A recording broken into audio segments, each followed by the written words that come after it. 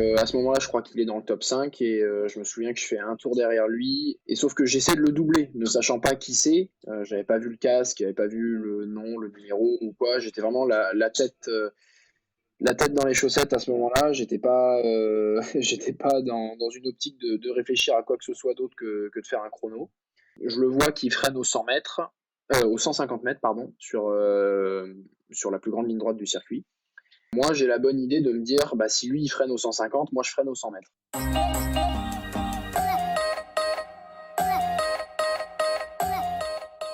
Bonjour, je suis Alexandre et bienvenue dans le podcast Les Joies du Sport, le podcast qui vous permet de suivre une aventure avant même qu'elle ne commence. Aujourd'hui, j'ai le plaisir d'accueillir Lou Hauss.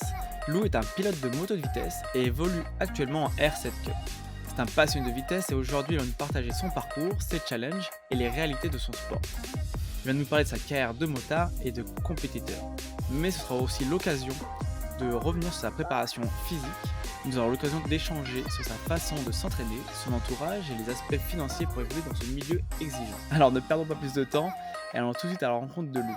Salut Lou, comment tu vas? Salut Alexandre, ça va très bien. Pour le moment, il fait encore beau, donc Eh bah, t'as bien de la chance parce qu'aujourd'hui c'est pas le cas, en tout cas là où j'habite. Le temps est ah, plutôt, on est plutôt sous la pluie. Donc, en tout cas, c'est l'occasion de faire cette interview. Je suis très content de te recevoir, d'autant plus qu'on va parler d'un sport qui n'a pas été encore abordé sur le podcast, qui est la moto de vitesse. Alors, est-ce que, pour commencer cet épisode, est-ce que tu pourrais te présenter et également nous dire quel a été le premier sport qui t'a passionné? alors je m'appelle Lou Hauss, je suis originaire de Bordeaux. J'ai 19 ans depuis quelques jours et voilà, je fais de la moto depuis que j'ai à peu près 8 ans. J'ai commencé le sport à- aux alentours de cet âge-là également, la pratique d'une activité sportive. J'ai commencé par le judo à la base. OK, qu'est-ce qui t'a amené sur le judo? Ça vient des parents ou c'est toi qui avais envie de tester cette activité? Alors, mon père est ceinture noire, je voudrais pas dire de bêtises, mais bon, il a pas mal de dan. Et j'ai toujours eu une culture un peu, enfin dans ma famille, on a toujours eu une culture un peu euh, asiatique entre guillemets et sur les arts martiaux, etc. Et donc dès qu'il m'a été possible de m'inscrire quand on a emménagé sur Bordeaux, on est allé dans un dojo et voilà, j'ai fait du judo pendant 4 ans. OK, 4 ans. Donc là, tu m'as dit, là, tu quel âge du coup à peu près? Là, j'ai 19 ans. OK, non, je veux dire, excuse-moi, je me suis mal exprimé, je veux dire à la fin, à la fin du judo, tes À années de la fin, judo. à la fin des années judo, j'ai 11 ans. OK et là après tu as voulu basculer sur un autre sport à ce moment-là? Pas du tout, en fait, ça s'est fait en parallèle. En gros, le judo m'a pas passionné au début. J'étais un peu, je voulais faire du sport, mais j'aimais pas l'approche qu'on m'en a faite, un peu trop, comment on dit, un peu trop forcée et pas très ludique. Après, c'était peut-être juste le mauvais club ou quoi, hein, mais et du coup, en fait, j'ai pas accroché tout de suite et j'ai demandé à mon père de me faire faire de la moto. Euh, donc, il y avait un club à Mérignac qui s'appelle Kit Découverte Moto. C'est toujours mon club aujourd'hui. Euh, voilà. En Et c'était échange de la de. moto, ça tu commencé par de la motocross ou c'était vraiment déjà de la moto sur piste? Ça fonctionne comment, la découverte de la moto à cet âge-là?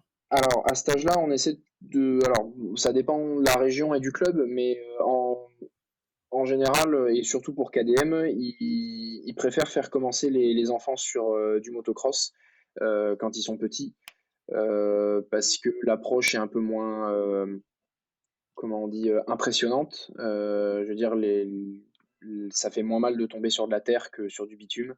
Ça fait moins peur, en tout cas, quand on a cet âge-là. Et donc voilà, donc j'ai en effet commencé à 8 ans sur du motocross. OK et donc tu fait combien d'années du coup de motocross? Alors, j'en fais toujours, mais c'est de l'entraînement. OK. C'est une pratique qui est très complémentaire pour justement la vitesse. Le cross, j'en ai fait, en tant que discipline principale jusqu'à mes 10 ans. J'en ai pas fait énormément. Je roulais, à raison d'une fois par mois, c'était vraiment un hobby. Et puis quand j'ai eu ma première moto, un 85 RM de chez Suzuki, j'ai j'ai commencé à rouler 2 fois par mois. Donc à ce moment-là, OK. j'ai 10 ans. Et qu'est-ce qui t'a plu dans cette, discipline, contrairement au judo? Qu'est-ce qui t'a fait rester dans cette discipline?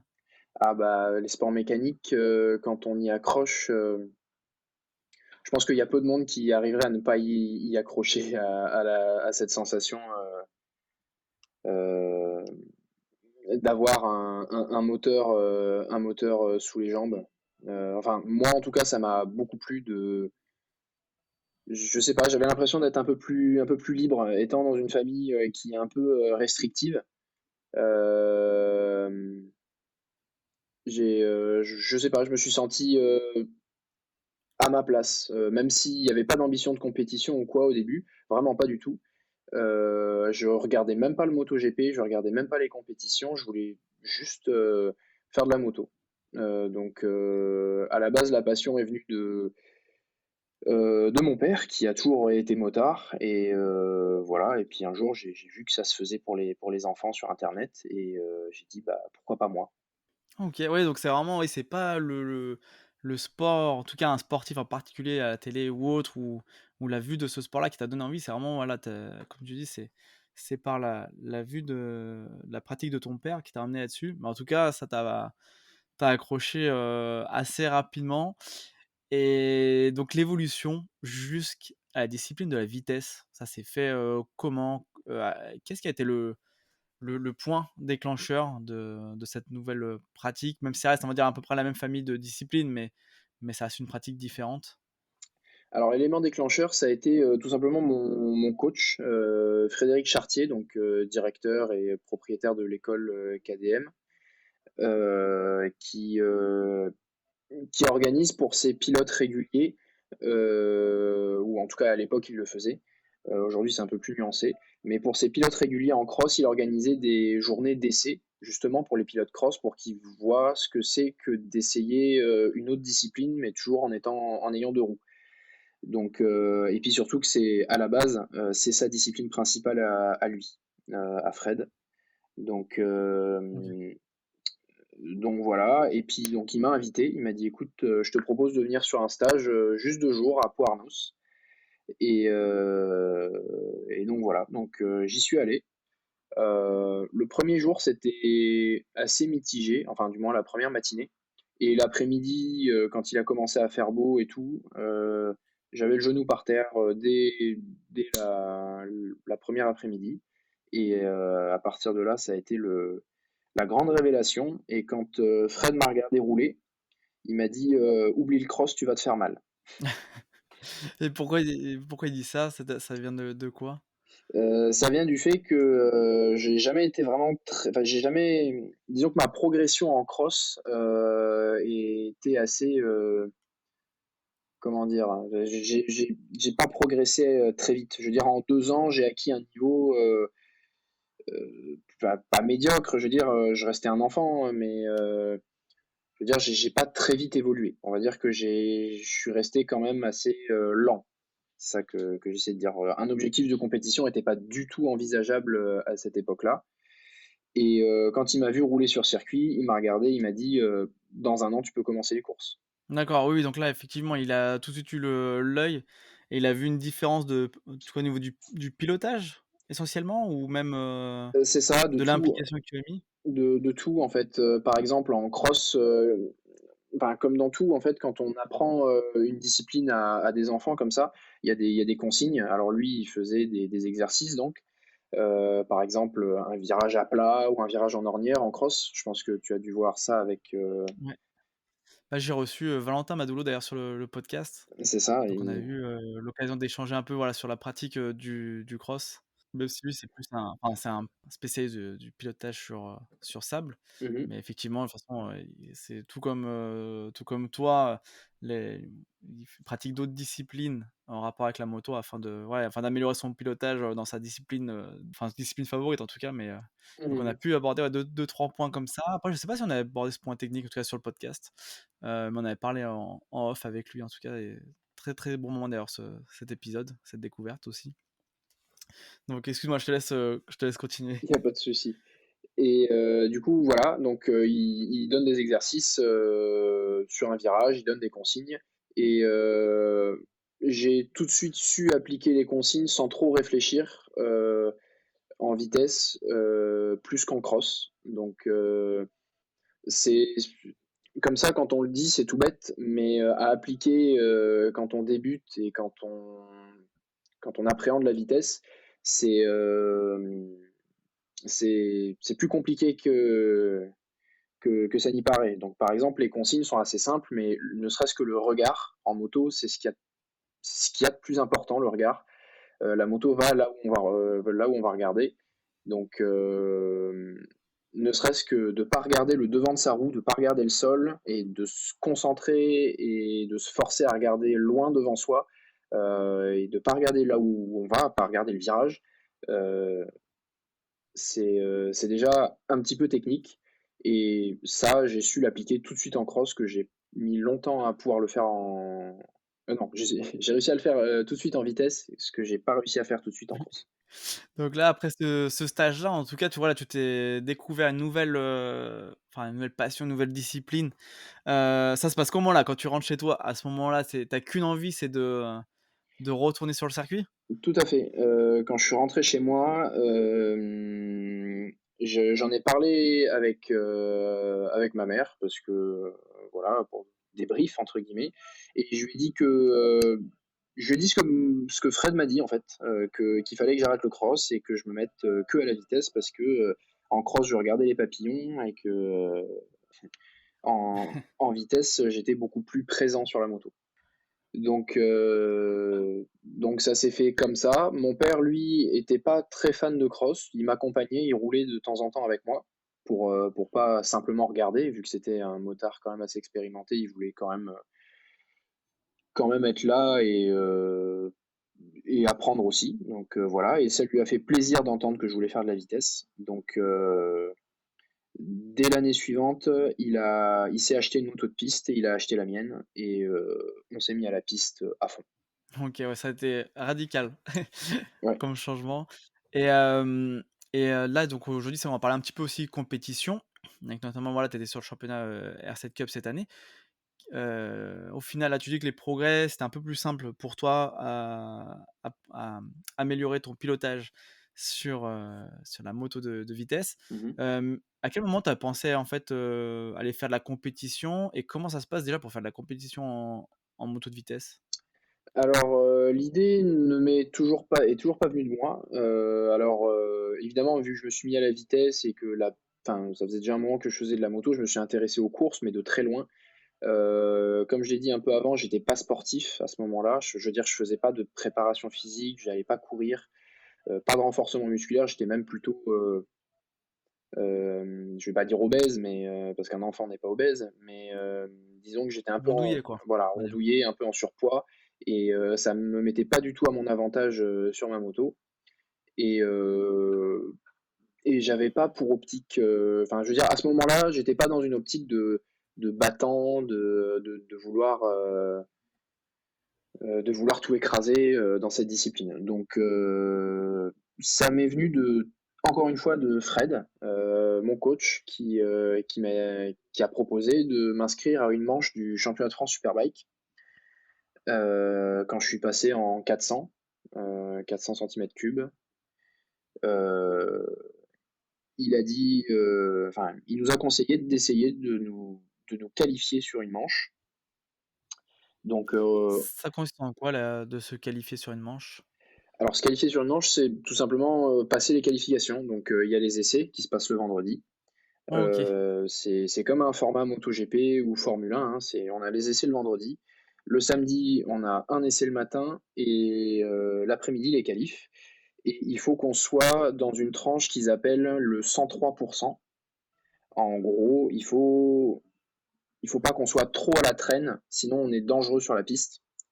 Mmh. Et pour ça, ils font les 103% par rapport à la pole position. D'accord, OK. Alors, je voudrais pas, je crois que le calcul est pas sorcier, hein, mais je me souviens plus exactement de ce que c'est. Mais je crois qu'il faut pas plus de 15 secondes d'écart entre le premier et le dernier. D'accord. Oui, oui, parce que contrairement, voilà, comme tu dis, un petit peu au ce que soit MotoGP ou F1, tous les personnes qui sont là sont professionnels et c'est vrai que tous ceux qui sont en qualif, ils sont sur la grille de départ, c'est juste, voilà, la place qui change. Alors que là, c'est vrai que pour le coup, tu peux venir faire les qualifs et ne pas, faire, pour autant la course. Voilà, tout à fait. C'est tout à fait ça. Même s'il y a de la place sur la grille, si on est trop dangereux, si on est jugé dangereux, on prend pas le départ. D'accord. Oui, parce que c'est vrai que tu parles directement de championnat de France. Ouais, Ça peut faire bizarre dans le sens où on a l'impression que c'est vrai quand tu prends de l'athlétisme, par exemple, tu auras des championnats, départemental, régional, et après tu as les championnats de France et c'est vrai que pour la moto, c'est quoi que tu fais commencer par un championnat de France? C'est qu'en fait, c'est par rapport au nombre de personnes ou alors là, faible nombre de compétitions? pas du tout. En fait, c'est encore une fois, c'est mon coach Frédéric qui a pensé que j'avais le niveau d'intégrer tout de suite le championnat FSBK. Alors, D'accord. mais c'est comme partout, hein. Il y a des championnats régionaux, il y a, alors du département non, mais il y a du championnat régional qu'on appelle des championnats de ligue. Donc OK. il y a la Ligue Nouvelle-Aquitaine, la Ligue Occitanie, auquel j'aurais pu participer tout à fait. Mais c'est pas Euh, un passage obligatoire en fait, ah non, du tout. cette ligue? D'accord. Les championnats nationaux en France sont open, on dit ça comme ça, c'est-à-dire que du moment qu'on a l'argent pour y participer, on peut y participer. Et alors comment ça se passe alors cette première course en chemin de France en 400? Alors, première course, on s'attendait à rien, vraiment. On espérait être qualifié et être dernier sur la grille. Et au final, je me suis retrouvé dans le top 15 pour la première qualif D'accord, ouais. sur 26 pilotes. OK. Oui, oui, donc c'est pas top 15 sur 16 personnes, quoi. Non, non, non, non. Je me suis Donc c'est quand une belle, un beau chrono, vraiment voilà dans les temps, surtout pour une première participation, c'est quand même, c'est assez ouf quand même. tout à fait. Ouais. J'avais jamais roulé non plus avec des gens du même âge et non plus de la même cylindrée. Faut, c'est compliqué de s'entraîner avec des gens qui roulent avec des motos qui ont plus de 200 chevaux. Quand nous, on en a à peine 40-50, c'est compliqué de faire ses traces tout seul. Et c'est quoi alors l'émotion que tu ressens là quand tu arrives, jour de course, sur la grille? Qu'est-ce qui se passe, dans ta tête à ce moment-là? Alors, ça fait quand même un petit moment, mais je crois que cette sensation, je la retrouve à chaque week-end, mine de rien. Euh, il y a une part d'angoisse, mais je me dis que, enfin, je me dis que du moment que, comment dire, je suis sur la grille, je suis pas dernier, donc il y a juste à rouler. Je sais pas comment te le dire, mais j'ai la boule au ventre, mais c'est pas quelque chose qui me terrifie ou je fais pas de crise de panique sur ces moments-là. OK. Euh, Ouais, plutôt un c'est petit stress positif quoi, on va dire. exactement, c'est plutôt quelque chose qui va me booster plutôt que de me pénaliser. Ça va pas me faire cogiter. Je vais juste y aller et pas réfléchir. Et juste pour l'anecdote, alors à quelle place tu as terminé sur ta première course? Alors, première course, je crois qu'il y avait une erreur dans le classement, donc je me suis pas qualifié. Alors, au chrono, j'étais 15e, mais il me semble que du coup, je pars 17e. Je me souviens plus de l'histoire, mais il y avait eu une histoire comme ça. Donc, je pars 17e et je finis 15e. Pas pas dégueulasse comme 1er résultat, surtout quand on s'attend à rien. Pas du tout, non, pas du tout dégueu en effet. Et ce qui nous a permis en fait de se dire bah, qu'on allait faire une saison complète. Parce que là, tu sais, tu as pris une course comme ça, mais quand tu dis saison complète, c'était la saison en cours que tu as voulu faire complètement ou c'était plus pour, la saison d'après finalement, tu Hmm. voulais mettre ça en place? Non, non, c'était pour la saison en cours. En fait, D'accord. pareil, en championnat de France, on a la possibilité de faire ce qu'on appelle des wildcards. C'est une inscription ponctuelle. à un seul événement ou à un seul week-end de course. Et si on a envie de s'inscrire par la suite à tout le championnat, eh bien, c'est possible. Et là, tu as fait combien de saisons, on va dire, de courses jusqu'à aujourd'hui? Alors, du coup, ma première année, alors je sais plus en quelle année c'est exactement, mais on va compter juste en nombre d'années. Donc j'ai cette année-là. J'ai fait une année, suivante, catastrophique. L'année d'après, c'était ma meilleure saison. L'année suivante, la R7 Cup, ça fait 6 ans. Oui, donc tu as quand même là déjà une bonne expérience, en tout cas, au niveau le pilotage moto, puis de la compétition moto. Là, c'est qu'au bout de 6 ans, il y a quand même une certaine expérience. Et tu as roulé sur quoi comme type de moto? Pour ceux qui connaissent un peu plus, qui sont un peu plus fans des motos et connaisseurs, tu vas pouvoir leur Alors parler. la moto qui m'a fait découvrir la piste, du coup, depuis le tout début, c'est des, 100 NSF. C'est des motos éducatives, faites uniquement pour la piste, pour les enfants. C'est des motos qui sont en 12 pouces pour les roues. C'est vraiment pas grand. OK. Voilà, ma toute première moto de piste, ça a été donc un Aprilia 125 RS,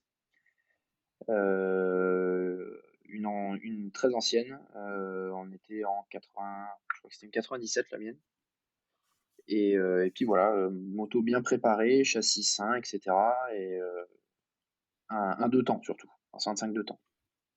Et donc tout de suite après ça, on a voulu passer sur quelque chose de moderne et qui cassait pas toutes les 3 semaines. Donc on est parti sur un truc moderne et fiable. Donc on a choisi Kawasaki et donc un Ninja 400. Bon, finalement, tu es resté un peu dans la thématique asiatique Toujours, depuis oui, depuis exact. le judo. Et oui, donc, bon là, on va parler, de ta saison aussi, actuelle, donc la R7 Cup. Est-ce que tu peux nous parler un petit peu de comment c'est passé? Comment est-ce que tu as choisi d'ailleurs ce championnat-là et nous parler un petit peu de ta saison? Oui, alors j'ai choisi la R7 Cup parce que j'avais envie de faire un championnat un peu, comment on dit, à part. J'avais pas envie de retourner en FSBK, surtout j'en avais pas les moyens. J'avais envie de passer à plus gros que de la 300, que le Super Sport 300, je veux dire, parce que j'ai un gabarit qui, mine de rien, est pas avantagé sur ces petites motos. Je fais juste pour Quand tu un, dis gabarit partagé, c'est quoi? C'est une question de taille, de poids? les deux. Alors en taille, c'est pas trop gênant, mais par contre, je pèse mon poids, et même sur les fois où j'ai réussi à descendre en poids, vraiment de manière très restrictive, je, même en, je peux pas rivaliser avec les gamins qui ont 12 ans dans la catégorie et qui pèsent Oui. 45 kilos tout équipé. Oui, oui, là, de toute façon, ça commence à être compliqué, oui. Si tu veux Voilà. rivaliser en Je, poids avec des enfants de 12 ans, voilà, je fais 1,85 m, donc oui, non. je peux pas descendre en insuffisance pondérale pour une course. Oui, non, effectivement, oui, comme ça, là, ça me met, un peu plus, voilà, en lumière la problématique. C'est vrai que quand tu commences à comparer des enfants de 12 ans, je comprends bien que, peu importe quelle cure ou quel régime tu fais, c'est impossible, quoi. Voilà. Donc effectivement, donc ça, ouais, le fait de passer sur des motos plus puissantes, ça permet de pallier, en tout cas, cette problématique. Voilà, ça gomme un petit peu. Et puis même des motos plus puissantes, plus lourdes, il faut nécessairement un peu plus de poids pour arriver à les emmener. Bon, c'est vrai et OK. pas, c'est pas vrai et pas vrai, mais on va dire que c'est un peu plus facile. Donc, ouais, donc toi, c'est pour ces raisons que tu es parti sur, R7 Cup. R7 Cup, c'est un championnat qui est récent? Oui et non. Les cups comme ça, les cups de monomarque comme ça, c'est des cups qui existent depuis un petit moment. Elles sont souvent intégrées à des championnats de France, donc le Promo Sport ou ce genre de choses. Et là, ça a été greffé sur l'Ultimate Cup. Euh, Ça reste du championnat de France. Et du coup, avant de parler aussi, ouais, de la saison, comment elle s'est passée, parle-nous un petit peu de, voilà, que ce soit les budgets, par exemple, pour participer à ce genre de compétition, combien est-ce qu'il faut amener pour s'inscrire sur une saison complète? Et quel équipement? Parce que du coup, là, c'est monomarque et puis modèle. Comment ça se passe pour récupérer la moto? C'est toi qui dois l'acheter et faire des modifications? Ou c'est eux qui te livrent? Enfin, genre, je dis peut-être des bêtises, tu vois? Par exemple, tu payes un package et puis tu amènes toutes les pièces. les pneus et puis en fait, tu as juste, pas le choix de ce que tu prends ou, en fait, toi, tu prends tes R7 neuves et tu fais la prépa, dans les limites du règlement? Alors, c'est au choix. Yamaha propose en effet un package, tout compris. Inscription à la saison, engagement et achat de la moto et des pièces de course. Heu, Tout compris, je veux pas dire de bêtises, mais je crois que le pack tout compris pour une saison avec moto et cetera est à, 18 ou 19 000 €. D'accord. Donc ça, c'est évidemment sans les pneus, hein. On parle pas de consommables, on parle juste de l'achat de la moto et des inscriptions aux courses. Donc, Donc oui, hors caisse mécanique, hors, pneumatique, hors, essence, hors entraînement, voilà, donc c'est juste, tout ce qui suit, ouais. ticket d'entrée. OK. Donc voilà. Après moi, j'ai pas les moyens de faire ce genre de choses et d'acheter des motos neuves. Donc j'ai repris une moto qui a participé à la Cup, déjà, pendant une année. Donc, une moto déjà équipée, qui a déjà, eu des réglages, par un pilote qui avait à peu près la même morphologie que moi. Donc, c'était exactement ce que je cherchais. Comme ça, j'avais un peu moins de travail à faire et puis surtout la moto était, quasiment, déjà compétitive. Ouais, donc c'est vraiment oui, comme tu dis, ouais, c'est vrai que ça demande du temps et du roulage, j'imagine, pour faire des réglages sur une moto, neuve C'est ça. et puis après, Alors je sais pas, peut-être ça demande des compétences particulières, Alors en termes je sais pas. de pilotage, pour les réglages, un petit peu, faut savoir sentir sa moto. Donc, voilà, quand on arrive sur une moto qu'on connaît pas, ouais, il faut quelques paires de kilomètres pour arriver à quelque chose de correct. Donc, je vais pas dire de bêtises, mais je crois que, ouais, 5-6 roulages, c'est à peu près suffisant, pour ces motos-là. OK.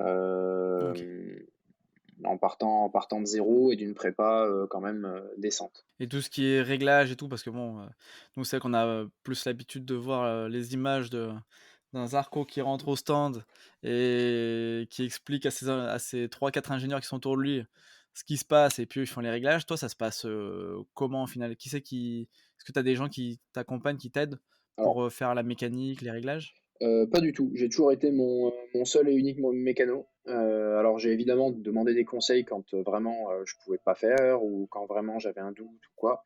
J'ai toujours su demander, mon chemin. Mais là, en l'occurrence, pour cette moto en particulier, j'ai fait combien? J'ai fait 2 roulages avant le début de saison, donc très peu. Je connaissais pas la moto en arrivant au Castellet sur la première course, du moins pas suffisamment. Heu Comme c'est des motos qui ont pas d'électronique, on a aucune connexion électronique sur la moto, mis à part le faisceau qui démarre et fait fonctionner, le moteur. Il y a pas de traction control, on n'a pas d'ABS, on a rien de tout ça. Donc déjà, il y a pas d'électronique à régler, c'est déjà ça. Ça évite les pannes aussi. Hem Mmh. On va dire que le seul vrai réglage qu'il va y avoir, ça va être la position de conduite. Si jamais on n'est pas allé sur la moto, si jamais on a un problème de positionnement ou quelque chose comme ça. Et le deuxième réglage, ça va être les suspensions. Donc c'est vraiment les principaux points que toi, en fait, tu as réglés sur cette moto. Bah, écoute, tu peux oui, en fait, on peut repartir parce qu'on s'est un petit peu, on s'est un peu dévié, mais c'était super intéressant en tout cas. Merci de répondre déjà à toutes ces questions, vraiment en détail. Donc cette saison, alors comment s'est passé pour toi? Donc du coup, tu me disais, tu avais récupéré donc une moto qui était déjà toute, enfin presque pré-réglée Mhm. et comment ça se passe cette saison? Alors, comme j'ai dit, j'ai fait deux roulages de pré-saison qui se sont plutôt bien déroulés. J'ai assez vite appris, on va dire, mais dans la limite de ce qui est possible. Et donc, j'arrive au Castellet un peu en catastrophe parce que, bah, à la base, je devais faire une saison complète avec, comment dire? Je pensais que mon père, allait m'aider. Bon, juste pour faire un petit aparté, mon père a cessé de m'aider et a cessé de me, que ce soit financièrement ou même physiquement, il a complètement cessé de s'intéresser à moi et ma passion depuis maintenant 3 ans. Donc ça fait 3 ans que je roule tout seul, 100% tout seul. Donc je pensais qu'il allait revenir cette saison suite à des échanges et finalement ça s'est pas fait. Donc 2 jours avant le Castellet, je n'ai pas de conducteur, pas de véhicule Pour, t'emmener sur le circuit. pour m'emmener sur la course. Et pourtant je suis engagé, Donc là, en fait, tu es chez toi avec, ta moto et dans l'incapacité de pouvoir aller, con enfin, ouais, te mettre sur la grille de départ c'est par ça, manque, ouais, par manque de tout à fait. On est le jeudi là à ce moment-là. On est le jeudi et je n'ai aucune solution pour me rendre sur le circuit, alors que j'ai payé les engagements, etc. Mais aucun moyen d'y aller. Donc désespérément, j'appelle des gens au hasard dans mes répertoires, des gens que je connais, etc. Tout le monde me dit non, coup après coup. Et miraculeusement, je pense à quelqu'un avec qui je travaille tous les jours, qui est dans mon CFA de formation. Et je lui demande si à tout hasard il est dispo. Il me dit que oui. Et sur un coup de tête, ça s'est fait. On a pris le camping-car de mon père, sans lui dire d'ailleurs. On a attelé la remorque, on a mis la moto dedans avec tout ce qu'il fallait pour qu'on puisse partir. Et on est parti. On est parti le vendredi, donc j'ai raté les essais que j'avais payés aussi. Donc je voyais déjà à distance les gens s'entraîner dès le vendredi et bon, ça me mettait un peu la rage au ventre. Et donc voilà, on est parti, on a fait 9 heures de route, on est arrivé vers minuit, 1 heure du matin, quelque chose comme ça, sur l'enceinte du circuit. Évidemment, circuit fermé à ces heures-là, donc on a dormi dehors, entassés à 4 sur un lit pliant de 2 personnes. Et voilà, j'ai dû dormir peut-être 4 heures cette nuit-là. ouais, donc sacrée expérience déjà pour, cette première course de cette saison. En Et catastrophe. donc j'imagine un peu, ouais, je vois un peu l'état d'esprit, du moment et ça se passe donc là, bon, le lendemain, j'imagine, libération quand même de pouvoir aller, donc là, tu te retrouves quoi? Quand même, il te reste des essais quand même à faire sur le samedi? Ouais, Avant les ouais. qualifs? Donc sur le samedi, il reste 2 séances d'essai de 20 minutes chacune. Donc je rate la première parce que le temps de se réveiller d'une très courte nuit et surtout la moto était pas tout à fait prête. J'avais fait, enfin, physiquement elle était prête, mais avant de commencer une saison en R7 Cup, il y a pas mal de vérifications administratives à faire. Notamment, ils vérifient les numéros du cadre pour vérifier que la moto n'est pas volée, qu'elle a bien été achetée. Enfin bref, ils vérifient l'état de conformité de la moto au niveau administratif. Ensuite, ils vérifient la conformité au niveau de la puissance. Donc toutes les motos doivent être comprises entre 76 et 81 chevaux. OK. La mienne passe, elle est à 78, je crois. Donc pas de souci. Mais le temps de faire tout ça, j'ai dû rater la première séance. Donc encore plus énervé, je pars pour la deuxième. Je suis libéré, je peux enfin aller rouler. Et je suis très content à ce moment-là. Je pars pour faire mes tours. Donc la piste, je la connais pas du tout, hein. J'avais jamais roulé sur ce circuit Paul Ricard. Euh, voilà, très très grand circuit, très large, beaucoup de dégagement. Euh, J'arrive dès le premier tour, je crois, à me faire très peur. Parce que j'essaie de suivre des roues qui roulent déjà depuis vendredi. J'essaie de suivre les gars enfin, notamment Marcus Delestre, si jamais, ou Tom Pages, que tu connais peut-être. Oui, de nom, mais c'est vrai que, bah, c'est toi qui m'as un peu, enfin, je suis tombé dessus par hasard, comme quoi il était en R7 Cup en écoutant un podcast. C'est pour ça que je t'avais demandé aussi, à l'époque. C'est ça que je le connaissais beaucoup plus pour le FMX, Ouais, ouais. un peu, voilà, une légende de cette discipline. Mais pour le coup, je savais même pas qu'il roulait en tout cas sur, en R7 Cup. Après, c'est quelqu'un qui a fait beaucoup d'années de pilotage, bon, évidemment en moto freestyle, mais également en cross. Donc j'imagine qu'il y avait déjà quand même un bon passif. Ouais, Donc ça ouais, devait ouais. pas Et être la puis la roue la moins rapide. c'est ça, il a pas peur de grand-chose, on va dire. Et, Non, oui, euh, je pense qu'il y en a vu d'autres, ouais. et donc voilà, donc à ce moment-là, je crois qu'il est dans le top 5 et je me souviens que je fais un tour derrière lui Et sauf que j'essaie de le doubler, ne sachant pas qui c'est.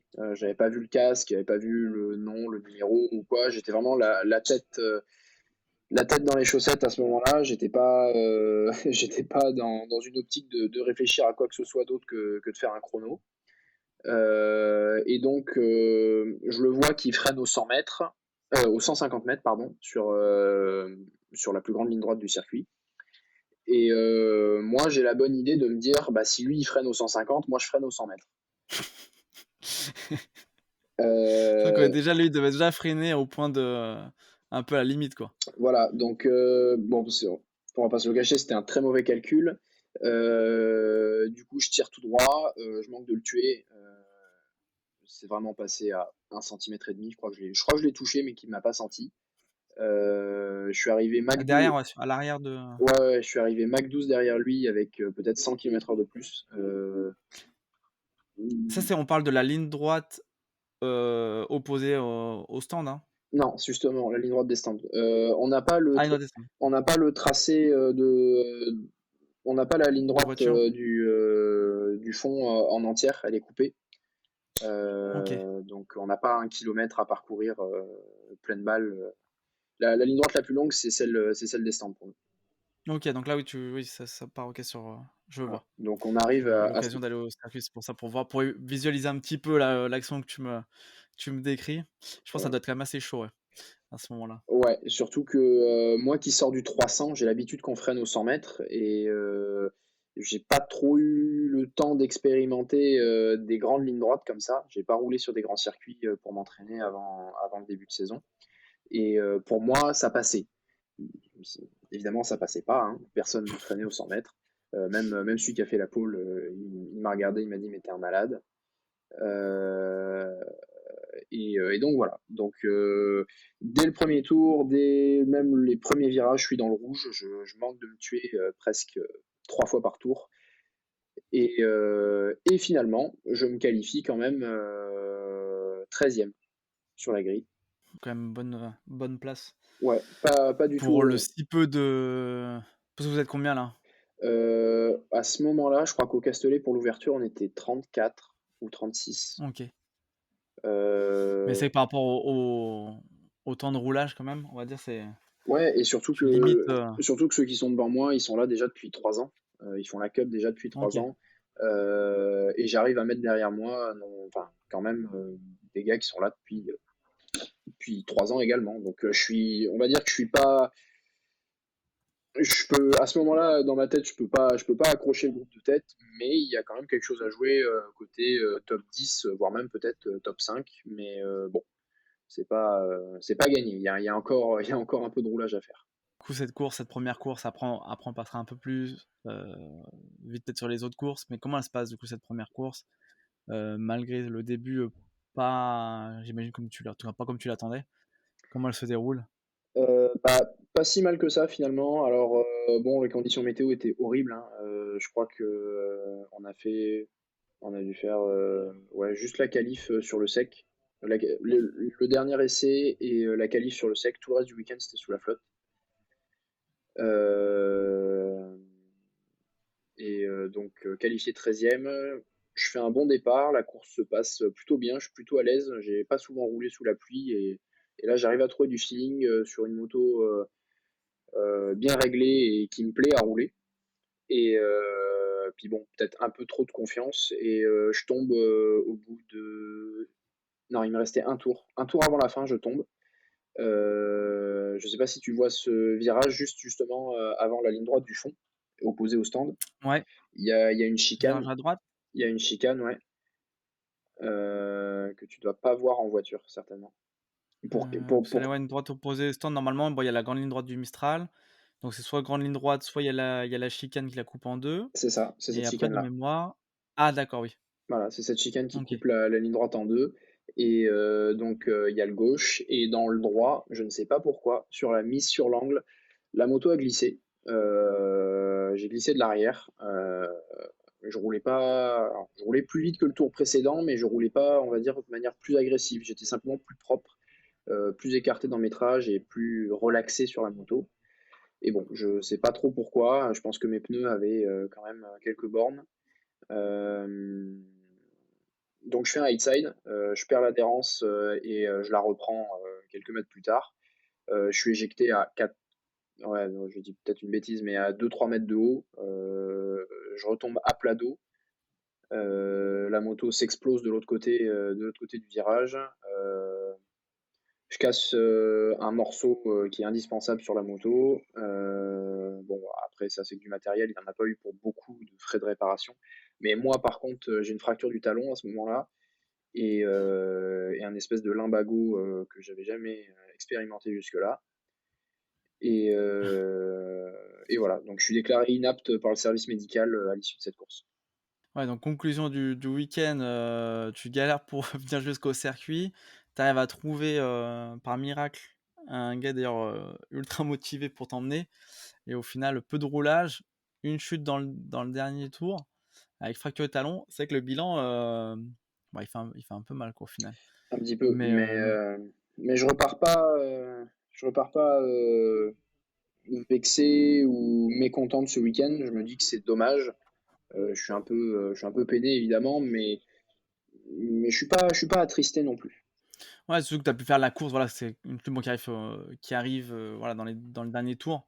Donc tu as pu quand même faire une course quasi complète et voir un peu, voilà, ce que tu valais. Donc c'est que ça te permet de dresser quand même un meilleur bilan de tout ça. Et ça se passe comment alors le retour avec surtout le camping-car qui a été subtilisé, ça s'est passé comment cette affaire?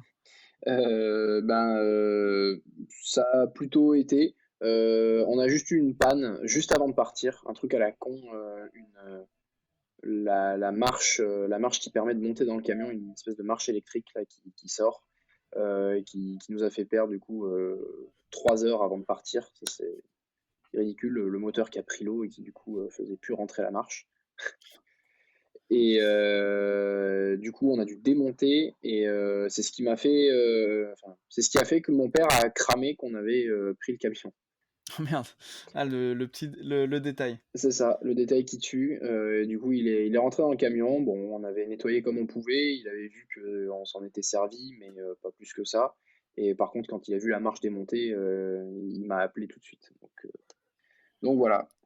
La moto, en tout cas pour ceux qui connaissent pas, qui pratiquent pas, physiquement, pour donner une idée un petit peu, quand tu fais tes roulages, en tout cas une course, physiquement, c'est où qu'en fait ça va chercher plus dur? Parce que, si on regarde, tu vois, d'un point de vue, audiovisuel à la télé, on Mhm. a l'impression que physiquement, bon les gars ils se baladent, tu vois? Ils font les trucs, on les voit pas bon ils ont des casques, des combis, donc tu vois pas qu'ils transpirent, tu vois pas qu'ils forcent parce que bon les gars ils sont super à l'aise évidemment. Physiquement, c'est où que ça c'est le enfin c'est où que ça vient chercher quoi, la moto, la pratique de la moto sur piste? Partout. Je peux Ouais, pas, c'est complet. je peux pas faire plus vague Non, mais c'est très bien comme réponse. et plus précis à la fois. Ça travaille vraiment, vraiment, vraiment tout. C'est vraiment. Alors, c'est pas un sport qui permet de travailler autre chose. On fait du sport pour travailler sur la moto. On fait pas de la moto pour travailler autre chose.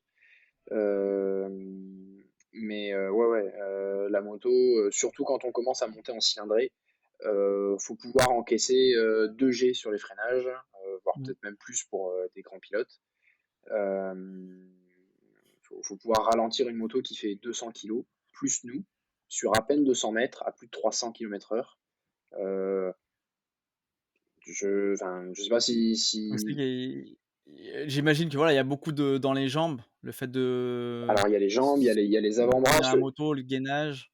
C'est que du gainage, on est tout le temps tonique sur la moto, sur un changement d'angle, faut être hyper explosif. Sur, faut tout le temps être gainé, vraiment. C'est ça. Et puis le fait qu'on soit tout le temps en mouvement, tout le temps à bouger, à se concentrer, etc., ça fait monter très très très vite le cardio. Et notamment, bah, tu as dû le voir en MotoGP certainement, mais des fois on a le rythme cardiaque des pilotes pendant la course. Oui, Bah, ouais. c'est complètement ça, hein. Pendant tout le long d'une course, on est à 180 BPM facile. C'est vrai que c'est marrant de se dire ça. Par exemple, tu vois, sur le podcast, on parle beaucoup, voilà, de course à pied, de cyclisme et tu vois, les gens, c'est vrai que c'est plus facile de se rendre compte de voir quelqu'un qui court, quelqu'un qui pédale.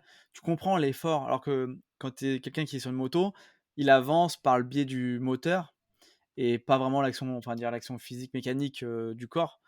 Et à part bon, bah, tourner le poignet pour mettre les gaz. Et en fait, on a du coup, c'est bien que tu nous expliques ça parce que c'est moins perceptible de voir enfin l'effort que ça demande de piloter une moto.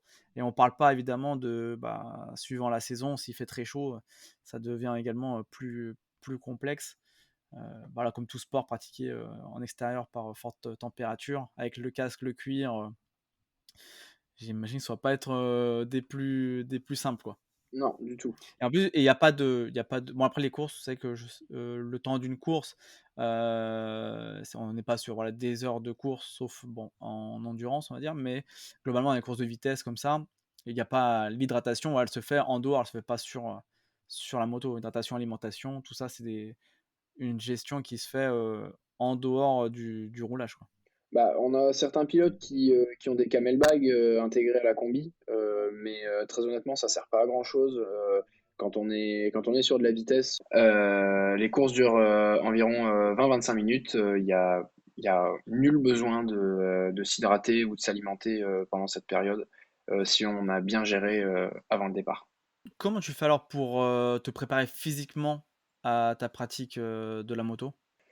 Alors ça, c'est justement une bonne question parce que il y a beaucoup de pilotes qui n'ont, enfin, comment dire, je crois il y a aucun book ou il y a aucun coach ou je connais pas un livre ou une religion qui dit il faut faire ça pour faire de la moto. Tout le monde s'entraîne à sa façon, un peu différemment, avec des sports différents et on y trouve chacun de notre côté un peu notre compte. Euh, mais globalement, il n'y a pas de secret. Il faut du renforcement musculaire. J'entends par le renfort de la musculation. Bon, à petite dose parce que évidemment, faut pas être trop lourd en muscles sur la moto ni non plus énergivore. Il il faut être solide en cardio. Donc, tout est bon en fait. Ouais, je vois, c'est qu'on voit beaucoup de bah, effectivement, moi, c'est que je suis un peu plus, on va dire, les pilotes, MotoGP. On voit pas mal qui, voilà, qui se mettent au que ce soit du cyclisme, gravel, course à pied. C'est que tous ces sports un peu cardio physiques. Et après, bon, là, tout ce qui est renforcement musculaire, on voit également beaucoup. Donc j'imagine que tout ça, voilà, c'est des choses qui aident. Mais comme tu as dit, ouais, vu qu'il y a pas de c'est marrant, comme si c'était un sport presque, peut-être trop récent ou alors, il y a peut-être, vu qu'il y a plusieurs façons de faire, finalement, il y a rien qui est encore défini comme la norme pour, voilà, pour vraiment progresser, enfin, de manière optimale sur la pratique de la moto. Et donc cette saison, elle est un petit peu particulière parce que c'est vrai qu'on en a parlé, tous les 2 bah, en dehors du podcast. Le but de ce podcast, c'est évidemment de faire un épisode, voilà, sur la préparation, ce qu'on est en train de faire, et après un épisode également débriefing, donc après la course ou l'événement.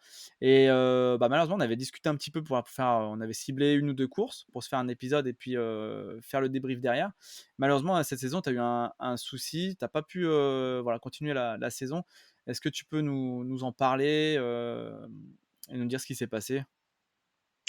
Ben, le souci est toujours le même depuis 3 ans, depuis que j'ai pu mon père derrière. Enfin, remarque, même quand il était là, ça restait un peu le même souci, mais on n'était plus dans la même mentalité. Je veux dire au niveau des objectifs. Là vraiment, c'est mon quasi unique problème est pécunier. Je j'arrive pas enfin, c'est pas que j'arrive pas, c'est que je ne trouve pas de personnes motivées pour m'aider à financer. J'ai beau chercher aussi aussi loin que je peux, même d'aller démarcher des marques ou des entreprises, des groupes improbables, des gens qui payent des impôts et qui pourraient d'un claquement de doigts au moins régler un week-end de course qui pour eux serait une poussière sur leur fiscalité. Seulement, j'ai j'ai jamais eu enfin très rarement de réponse positive ou de réponse tout court en fait. À l'époque, enfin là actuellement, tu as pas eu de retour, mais par le passé, tu avais déjà eu affaire à ce genre de fonctionnement pour, voilà, pour financer tes courses? Ou c'est vraiment là, tu été obligé de mettre ça en place et malheureusement ça a pas fonctionné? Alors, on a toujours, enfin, depuis ma dernière année en 300, ça a été obligatoire de trouver des sponsors parce qu'il a fallu racheter une moto suite à une casse moteur etc. Bon, j'en passe les détails, mais en gros, depuis 2022 exactement, donc, j'ai été obligé de trouver des sponsors pour avancer, pour continuer. De toute ma vie, j'ai jamais fait une saison complète. J'ai jamais réussi à faire une saison sur un championnat en ayant fait toutes les courses de A à Z. Sur l'avant-dernière course, il y a toujours un blême ou quelque chose qui fait qu'il va me manquer, somme dérisoire, hein, un truc dans les 600 € qui va me permettre de faire le déplacement, donc 300 € d'essence et 300 € pour acheter des pneus. Ne serait-ce que ça, je peux pas les trouver. Donc voilà. Concernant les sommes que j'arrive à récolter chaque année, c'est assez vague, mais on va dire que là, cette année, je sais que ça peut paraître beaucoup, mais j'ai eu que 4 000 € Mmh. pour toute la saison. J'ai pas eu plus. La saison dernière, j'avais trouvé un bon filon. J'ai quelqu'un qui m'a aidé, donc j'ai eu 8 000 € l'année d'avant. Ça m'a pas permis d'avancer plus que ça hein, non plus. Effectivement, c'est quelque chose qui, bah, on prend attention à en parler, hein. Même les gens qui pratiquent pas le sport mécanique, soit du karting, de l'auto, de la moto, tous ces sports un peu mécaniques, c'est vrai que c'est des sports qui sont assez onéreux, dans le sens où, bon, voilà, comme tu dis, il y a une base déjà à payer pour participer, plus après, il peut y avoir des problèmes mécaniques, des casses et tout ça, c'est vrai que ça peut poser souci. Et alors je sais pas si c'est le cas, mais c'est quelque chose que, en tout cas, j'espère, si en écoutant quelqu'un en écoutant ce podcast-là, euh, ça lui prenait l'idée en tout cas de t'aider, comment il doit procéder? Alors moi j'ai on va dire il y a trois moyens de m'aider, plutôt quatre même. Déjà un, le bouche à oreille, c'est ce qui marche le mieux malheureusement. C'est quelqu'un qui connaît quelqu'un qui connaît quelqu'un qui voilà la chaîne sans fin. Le fait de demander autour de soi s'il y a quelqu'un qui peut euh, ne serait-ce qu'il y a les moyens de donner un petit quelque chose, même sans besoin de défiscaliser ou quoi. Donc ça passe par une cagnotte ou une donation directe, je sais pas. Enfin, là, les gens font à leur vouloir. Euh, la deuxième façon, c'est pour les marques, les entreprises qui vendent des produits, c'est de faire de la promotion par de la promotion. C'est-à-dire que moi, je fais de la promotion de produits, en échange, j'ai de la visibilité, eux aussi, et on est un peu tous gagnants. Je mets leur logo sur la moto, etc. Il n'y a pas d'argent, juste de la promotion commune. Et puis rien que ça peut pas mal aider à se faire voir. La troisième, ça va être que donc, comme j'ai dit avant, de défiscaliser. Donc pour les entreprises qui payent leurs impôts en France, moi je dispose d'une association loi 1901 reconnue d'intérêt général, donc qui est l'école de pilotage de Fred Chartier dont j'ai parlé avant, qui permet donc de soutenir ces pilotes qui vont en compétition. Et comme je fais encore partie du club, bah, je bénéficie de cet assaut qui permet de défiscaliser 66% pour les particuliers et 60% pour les entreprises.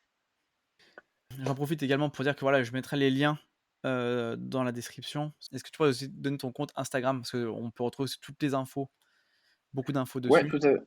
tout à fait. J'ai tous les débriefs de mes courses qui sont sur Instagram. J'essaie de poster le moins de conneries possible. Euh, voilà, j'essaie de rendre mon compte un peu pro. Et dans ma bio, il y a en effet mon lien, il y a un lien qui regroupe tous mes liens. Donc j'ai déjà fait un précédent podcast sur France Inter, voilà, grâce à Winnie Claret. Euh, Donc il y a ce lien-là dedans également. Il y a tous mes liens pour la cagnotte, mon adresse mail, il y a tout. Il y a vraiment tout sur ce lien-là. Cette saison, bon, voilà, malheureusement, elle est terminée. L'an prochain, toi, tu sais déjà un petit peu ce que tu aimerais faire ou ce qui va être possible de faire? Ou pour le moment, ça reste encore quelque chose de flou? Pour l'instant, c'est assez flou. Dans l'idée, j'aimerais évoluer en cylindrée. euh, parce que je pense qu'il est temps et, euh, et que surtout, même là en R7 Cup, je sens que mon gabarit est encore un frein. Euh, je, et que de toute façon, en fait, je manque de roulage en R7 Cup pour être suffisamment compétitif, moi, sur la moto, même si ma moto est capable de faire mieux, hein, j'en doute pas une seconde avec un autre pilote dessus. Mais, euh, mais moi, avec le temps de roulage que j'ai sur cette moto, je, c'est compliqué de faire mieux. Là, on va dire que cette année, j'ai roulé 5 fois. Je veux dire, un pilote qui essaie de jouer devant en championnat de France, ça roule pas 5 fois par an. Hmm. Donc voilà. Et donc l'idée, c'est l'année prochaine de passer en 1000, toujours en Ultimate Cup ou alors en Promo Sport. C'est des championnats un peu plus amateurs et où on va dire que le podium est assez facilement atteignable sans trop de budget. On va dire que sur des one-shots, ça peut très bien le faire. Euh, et voilà. Donc le budget évolue pas vraiment. Moi, mon plus gros du budget, c'est surtout mon entraînement. Les courses, ça reste les mêmes frais d'engagement, etc. Les pneumatiques, ils augmentent un petit peu à cause de la cylindrée, mais dans l'ensemble, le budget compétition reste à peu près le même. Pour faire un peu plus large, ou un peu plus loin en tout cas, d'ici 5 ans, toi, tu te verrais où? Toujours sur une moto? Bah, tout dépend. Malheureusement, je, je sais que je dois pas le dire, hein, et je me l'avoue pas à moi-même, hein, mais c'est mine de rien assez éreintant d'avoir toujours ce même problème chaque année et de retrouver toujours cette phase hivernale qui est très compliquée mentalement, de se dire que je m'entraîne comme une mule tout l'hiver d'octobre à mars jusqu'à le début de la saison et pour qu'au final tout se passe de la pire des façons chaque année ou alors de tout simplement de trouver personne qui me prenne au sérieux et qui décide de m'aider. Donc dans 5 ans, on va dire que si j'ai les moyens de continuer de rouler là ces 2 prochaines années, on va dire que dans 5 ans, j'aimerais bien me retrouver dans un autre championnat que le championnat de France, donc un championnat soit national mais ailleurs. Donc ce sera un championnat espagnol ou italien, donc CEV ou CIV. Je sais pas encore la catégorie, mais bon, faut aussi les moyens d'y aller. Et sinon, ce serait du championnat d'Europe. Et encore là, je situe pas encore trop la catégorie. OK. Bah, en tout cas, c'est tout ce que je te souhaite et j'espère surtout dans un premier temps, que tu arriveras à trouver un sponsor qui pourrait être sûr quand même sur du long terme, quand même un principal, peut-être si tu arrives à trouver un sponsor principal qui pourrait être sûr sur 2 3 ans et après, juste à devoir trouver des sponsors annexes, c'est vrai que ce serait quand même j'ai l'impression que ce serait vraiment la meilleure chose qui puisse t'arriver, sur du court terme. Histoire de ouais, on sent bien que voilà la charge mentale de trouver de sponsors, c'est quelque chose de c'est quand même pas simple. C'est vrai que comparé aux d'autres sports où finalement on peut quand même aller s'inscrire à moindre budget, c'est vrai que voilà, moto, on comprend bien que voilà, pour se faire plaisir, il faut quand même un budget minimum. Et puis de toute façon, même pour pouvoir rouler, il faut déjà un budget minimum. C'est là où ça devient un peu plus dommageable bah, quand on l'a pas. Et en tout cas, je continuerai à suivre depuis ton compte Insta et puis bon bah après en privé également pour voir un petit peu ton évolution. Et le but, c'est de toute façon de faire un épisode sur ta prochaine course ou sur l'une de tes prochaines courses, faire un épisode débrief, vraiment que tu nous racontes un petit peu comment ça se passe, les coulisses et de vivre ça un peu plus de l'intérieur grâce à toi. Donc j'espère Mhm. vraiment que voilà, tout ton côté, ça va pouvoir s'aligner et que tu vas pouvoir faire une saison complète. C'est vraiment tout ce que je te souhaite. Et comme voilà, à chaque fin de podcast, je laisse la parole à mon invité. Mais avant ça, voilà, je voulais quand même te remercier d'être venu sur le podcast pour nous parler de ta discipline, vu que c'était quand même une discipline qu'on n'avait pas encore eu l'occasion d'aborder. Et je fais un peu moins de sport mécanique. C'est quelque chose que j'aimerais un petit peu plus accentuer, en tout cas la saison prochaine sur le podcast. Donc merci d'en faire partie de cette aventure.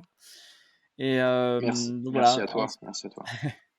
donc à présent, voilà, je te laisse le podcast pour toi tout seul. Tu peux parler du sujet que tu veux, que ce soit un sujet sportif ou non, que ce soit un sujet, voilà, que ce soit des encouragements pour des gens qui voudraient se lancer, ou un message à tes concurrents pour dire que tu arrives bientôt et que et tu vas pas te laisser faire.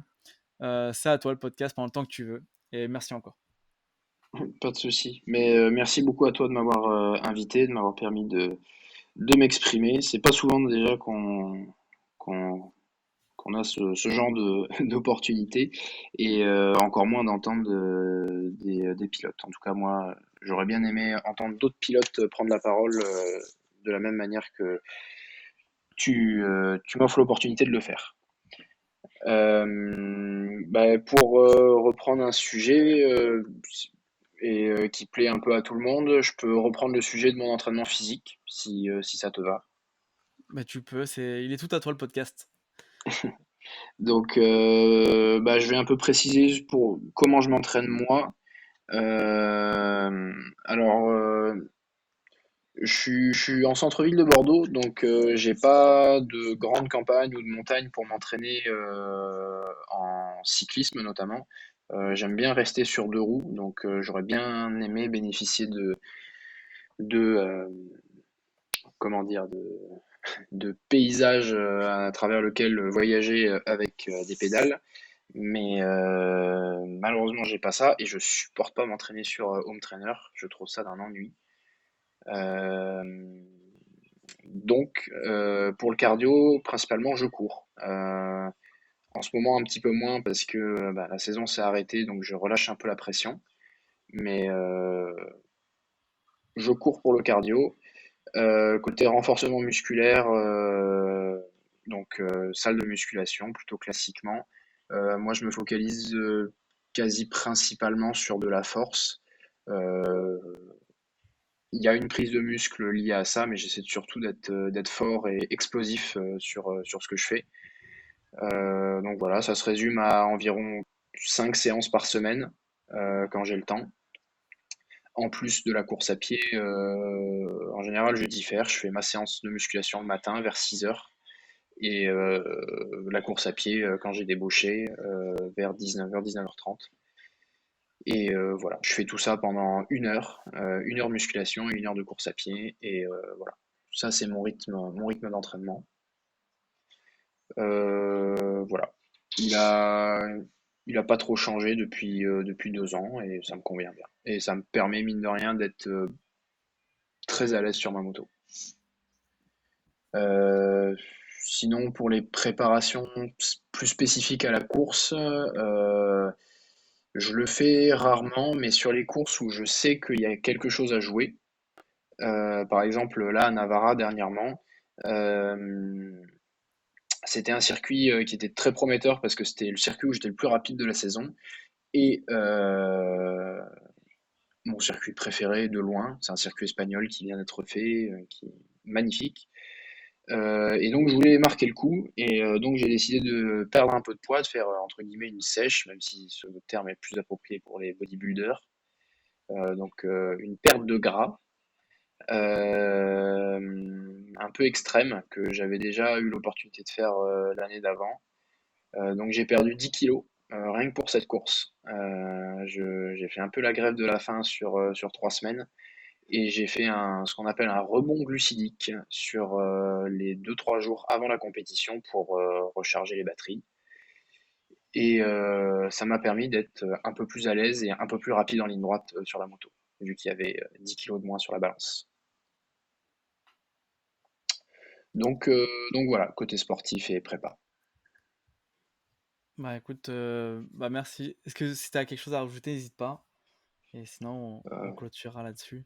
Est-ce que tu as peut-être un message non. quand même à faire passer à quelqu'un qui écouterait le podcast, qui fait de la moto depuis peut-être 1, 2 ans et qui a été dans ton cas, comme tu as connu, sans trop de conseils ou autre? Est-ce que tu aurais juste un message peut-être à faire passer dans ce sens-là? Bah, de manière générale, faut pas, bon, on l'entend souvent, hein, mais faut pas lâcher si c'est vraiment ça qui, moi en tout cas pour ma part, c'est quelque chose qui me fait vivre ce sport, et plus particulièrement la compétition, c'est vraiment quelque chose qui me tient à cœur. Enfin, c'est pas quelque chose qui me tient à cœur, c'est quelque chose que, qui me fait respirer vraiment. Je fais pas grand-chose de plus intéressant dans la vie. Et si vraiment des gens, que ce soit dans la moto ou un autre sport, trouvent leur cette même sensation que de ne pas pouvoir lâcher, de vraiment que ce soit une activité vitale, faut la conserver au maximum et se donner les moyens de faire ce qu'il faut pour arriver à ses objectifs dans ce domaine. Et plus particulièrement pour la moto, quand il n'y a pas de frein pécunier ou du moins que c'est pas encore le problème, faut persévérer, faut pas lâcher. Même si les résultats sont pas là, ça finira par arriver. C'est que du temps de roulage et l'obsession vaincra toujours sur le talent. Bah, parfait. Idéal pour conclure. Merci à toi, Lou.